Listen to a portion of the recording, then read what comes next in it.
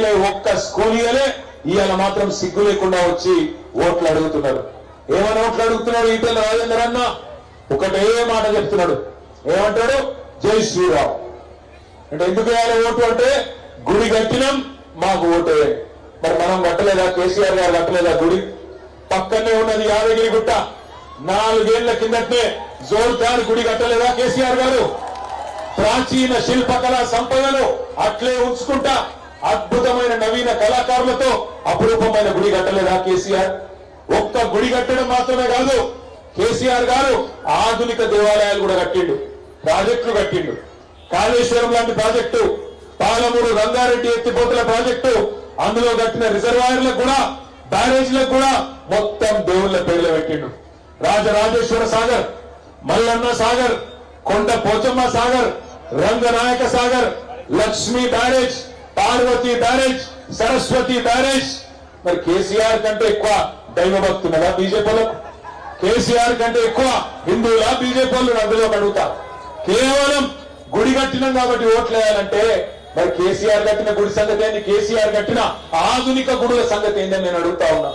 ఒక్క కారణం లేదు భారతీయ జనతా పార్టీకి ఇలా మనం ఓటేసినందుకు. ఒకటి తెలుసు వాళ్ళకు విద్య. హిందువుల మధ్యన ముస్లింల మధ్యన చిచ్చు పెట్టాలి, ముస్లింలను ఏదో దుర్మార్గులుగా చిత్రీకరించి ఓట్లు వేయించుకోవాలి. ఇలా భారతదేశంలో 17 నుంచి 20 కోట్ల మంది ముస్లిం సోదరులు ఉన్నారు. వాళ్ళందరినీ ఇవాళ దుర్మార్గులాగా చిత్రీకరించి మతాల మధ్యన చిచ్చు పెట్టి మనమేదో వాళ్ళు మాత్రమే దుర్మార్గులు, మేము మంచోళ్ళం అని చెప్పి బీజేపీ వాళ్ళు ఇవాళ ఏదైతే ప్రయత్నం చేస్తా ఉన్నారో ఇది దేశానికి మంచిదా? ఆలోచించండి. హైదరాబాద్ మహానగరం ఇవాళ మనమేమో విశ్వనగరం కావాలని కోరుకున్నాం. మీరందరూ కూడా మద్దతు ఇచ్చిండ్రు. పోయిన అసెంబ్లీ ఎన్నికల్లో మీరు లాస్యానంది తన కంటోన్మెంట్ కి గెలిపించిండ్రు.